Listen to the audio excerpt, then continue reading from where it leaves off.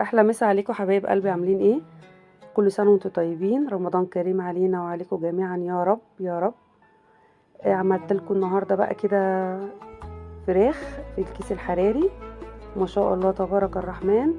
كانت جميله جدا جدا وسهل جدا، والسوق الفراخ كانت دايبه كده في منتهى الجمال بصراحه. عايزاكم تجربوها. تعالوا بقى نشوف المكونات مع بعض. جبنا فرخه، طبعا غسلتها كويس جدا بالليمون والملح والدقيق.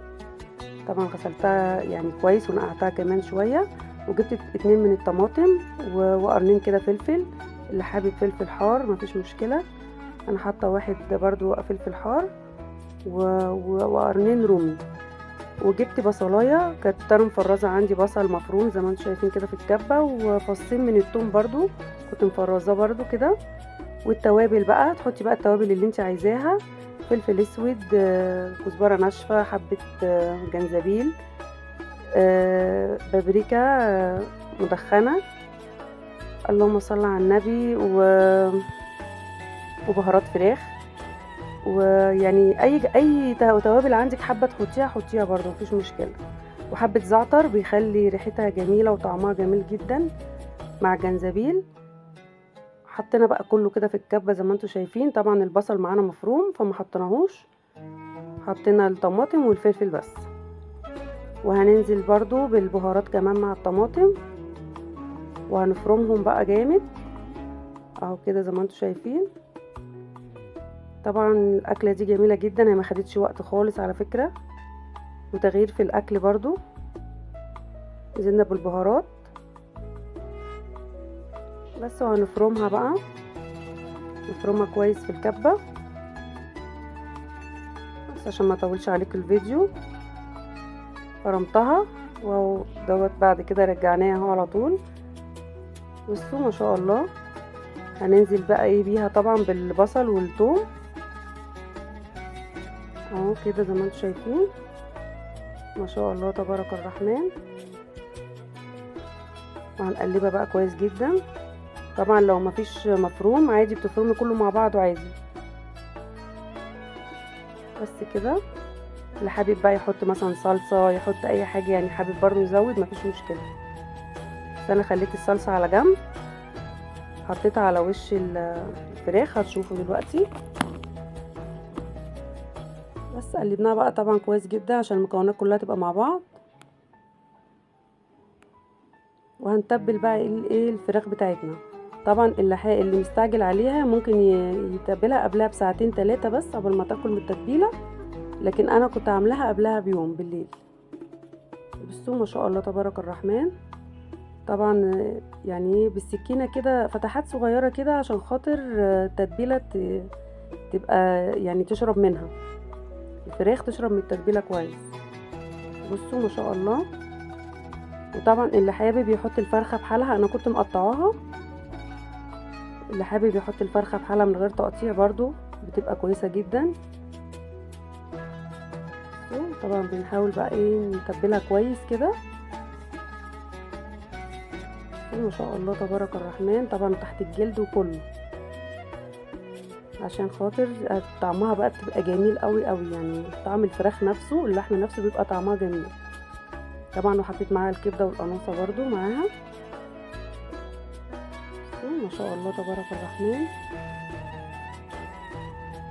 كده طبعا ايه بنخلص كده التتبيله، لا اما لو فاض منها عادي بنشيلها برضو في الفريزر. بصوا ما شاء الله. طبعا انا تبلتها كده كويس جدا وغطيتها برضو كويس وشلتها في التلاجة، لان طبعا الجو شتاء، لو في صيف طبعا ما ينفعش. فانا حطيتها في التلاجة لتاني يوم. طبعا كنا صايمين، كل سنة وانتم طيبين وبصحة وسعادة يا رب. تاني يوم على طول اهو ما شاء الله قطعت بقى ايه قد 5 حبات من البطاطس وبصلتين زي ما انتم شايفين كده، قطعتهم جوانح كده. وكوبايه من الطماطم، انا الطماطم طبعا بحب اصلصلها واحطها في التلاجة، عملتها معاكم قبل كده في القناه. بحب اجيب كميه واحطها اعمل لها اسبكها عادي واحطها في التلاجة. وجبت بقى الكيس الحراري ده جميل جدا بصراحه. دي فيها 3 اكياس. فطبعا ده وسط، فيه صغير وفيه كبير. طبعا الكبير بيبقى بياخد كمية اكتر بكتير طبعا. فانا يعني قلت الوسط افضل، لان ايه يبقى كويس وياخد معانا الكمية بتاعتنا. وفي صغير خالص بقى للي بيعمل كميات قليلة جدا.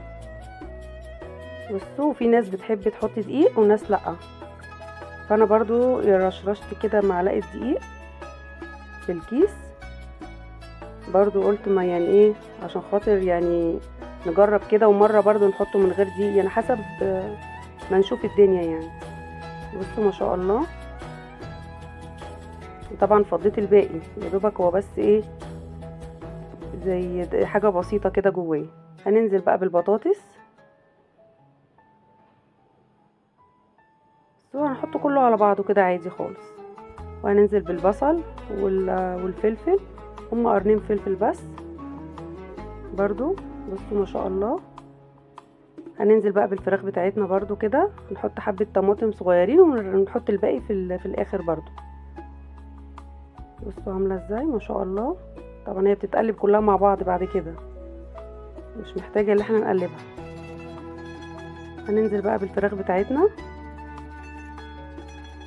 وطبعا اللي حابب يحط فرخة برضو كاملة من غير ما تكون متقطعة بتكون افضل برضو، بتتحمر كلها زي بعض.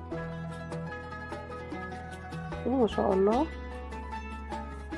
اللهم بارك. بس كده. هننزل بقى بحبة الصلصة اللي فاضلين. حابة برضو تزودي صلصة براحتك، لان دي حسب الرغبة. احنا ما بنحبش الحاجة فيها صلصة كتير.